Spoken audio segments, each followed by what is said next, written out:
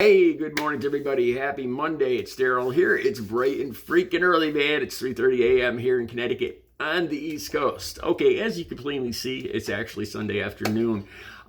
Here in Connecticut, it's been raining. It's been gray and raining and chilly all weekend. I think it's that Hurricane Ophelia that's going up the East Coast here. So it's been a rainy, cold weekend. And I didn't have a whole lot to do today. I was watching some movies. Today, there's actually a mum festival in Bristol, Connecticut. So they have this festival of mums, the flower, every year. And a parade, just the yearly parade, just went by my place, and I felt so bad. It was a cool parade, but there was nobody out there, and I felt really bad for these people. Anyway, so I decided to do a video for tomorrow morning, and what's better? Why not do a Britney Spears video? I went through the news feed, and there was a whole lot I wanted to talk about. So I went to Britney Spears' Instagram page, and I found, this is interesting. It's another pole dancing video by Britney Spears. I'm going to describe it to you a little bit. There's not a whole lot to it. There's not a whole lot of dancing involved. There's a lot of gyrating and whatnot. But I want to share with you guys something else. Like I said, I'm going to turn 58 next year, and I realize there's a lot of things I've done, and I don't remember all the things I've done in my life. And I actually dated an exotic dancer when I was 21 years old. And it's not the story, I'm gonna tell you that story. And it's not actually like the story you're gonna picture, like it was some crazy swinging from the chandeliers, monkey type stuff or anything like that. It was kind of sad. It was a learning lesson for me, and I want to share that with you guys. First, let me tell you about the Britney Spears video, the pole dancing video. The link will be down below. She's wearing a hot pink bikini, and she looks, I gotta admit, she looks damn good in this video. She's not doing a whole lot of dancing. She's wearing a pink bikini with little tassels. It's kind of hard to see. It's kind of hard to make out because she's doing the 3 mirror thing, and she's filming it with a handheld phone. So that it's bouncing all over the place, and it's in between. It's a lot of the video is like in between the mirrors, and it's kind of hard to see. The best thing I liked about this video was probably the music. I'm not a big Beyonce fan or anything. I've never heard this tune. I don't know a whole lot of Beyonce tunes, but it's a Beyonce song with Jack White from the White Stripes, and it's a cool R&B type song. I think it's called "Don't Hurt Me." So that was one of the most interesting things I saw about this video. This video, she is definitely dancing like a true exotic dancer, as from what I remember. There's not a whole lot of fancy, dancing like she used to do on stage. There's a whole lot of gyrating and and rubbing up against the pole. I got to watch my language, man. I can't get another strike. Okay, so like I said, so there's some pretty good music. It's very sensual. I'll use that word. How's that? Like I said, the link will be down below. But as I was watching this, like I said, I didn't even remember this. This is one of the first, I wouldn't say it's one of the first dates I went on, but it's a date I'll definitely remember. And I started dating this woman. Let me fill you on the whole thing. I was 21 years old, and I was working for an architectural firm. My friends all went to college and to the Army and whatnot, and I didn't have enough money. I wanted to do architecture, and I didn't have money to go to a 4-year college, so I went to a technical school, and it was like a hardcore, like they treated it like a job. It was a very good school.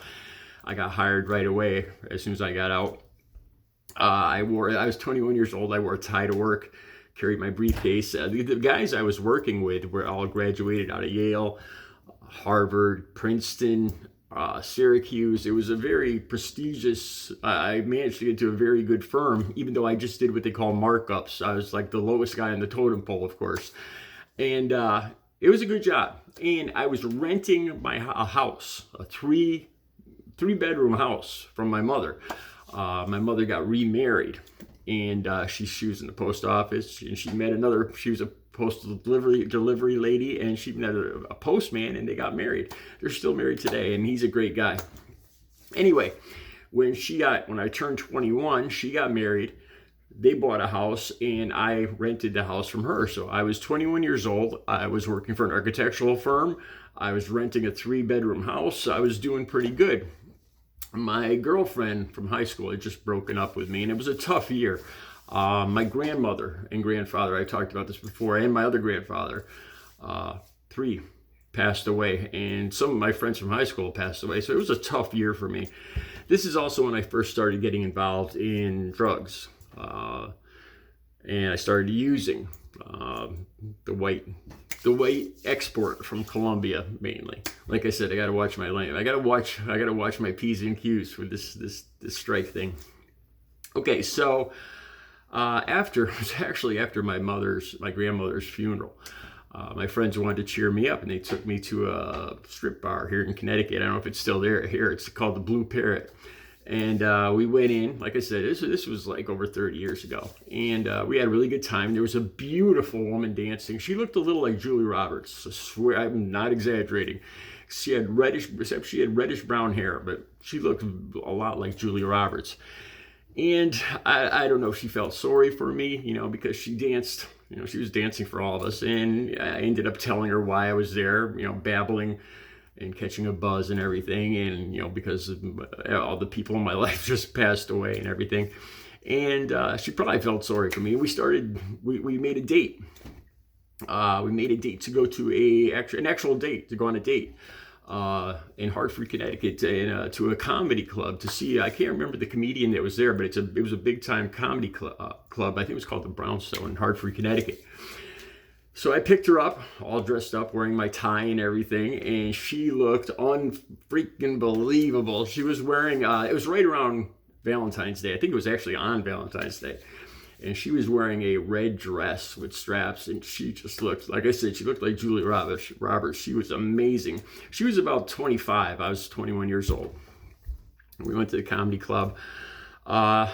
We left. We stopped at a few other places. We stopped at a local bar, and I went in and to one of my old haunts that I used to go to, all my high school buddies hung out at. And I walked in with her, and I still remember the look on their faces when I walked in with this. I mean, they didn't know that she was an exotic dancer, but they couldn't stop staring. Then we went to one of her bars, and it was a biker bar. Pool tables, all sorts of stuff going on. Graffiti on the walls. It was an actual biker club bar.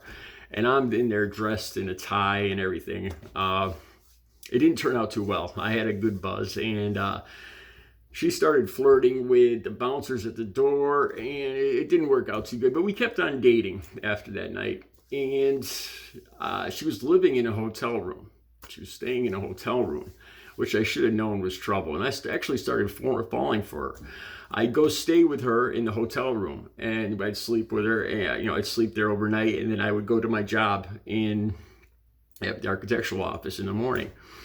And we kept dating, and for about a month.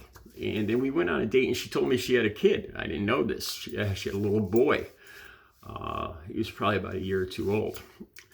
And then we went to a pizza restaurant. She said, why don't we all go out together? Me, her, and her son.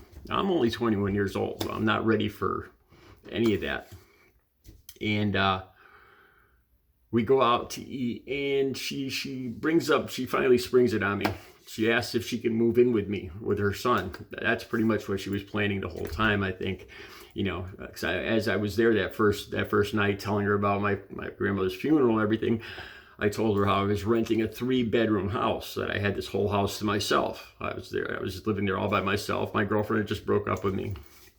So she's like, well, I could move in with you, and I could help you pay half the rent, and you could watch my son when I'm at work.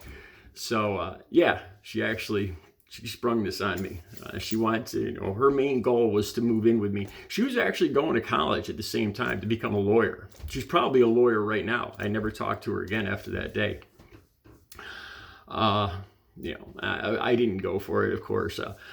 I was young and stupid, but not that stupid. And I told her, that wasn't, I was 21 years old. That wasn't going to work. Especially I didn't like the part about, looking after her son while she was at work and other stuff like that. After that night when she was talking to the bouncers and everything, I started to get a feel for, I was being used, so we went on several dates before this last date when we went to this pizza restaurant with her son. And we finished the meal and everything, but that was it. I told her I couldn't do it. I didn't want to do it. She had been, that was pretty much her goal, was to, she was looking for a place to live and somebody to watch her son, a babysitter. And I was it. Like I said, it wasn't all that. It's not an exotic tale. It was a lesson to learn, But looking back, I wish her well. I hope she's a lawyer today. I mean, I can understand she had to do what she had to do to survive, And I don't harbor any ill will. If I ever happen to see her again, I'm sure she's probably doing well. She was a very smart, beautiful woman. So that's my tale of dating an exotic dancer. Like I said, the Britney Spears video will be down below, the pole dancing video. She looks pretty good in it. It's a good tune. All right, I'll be back later with another video. You guys have a great Monday.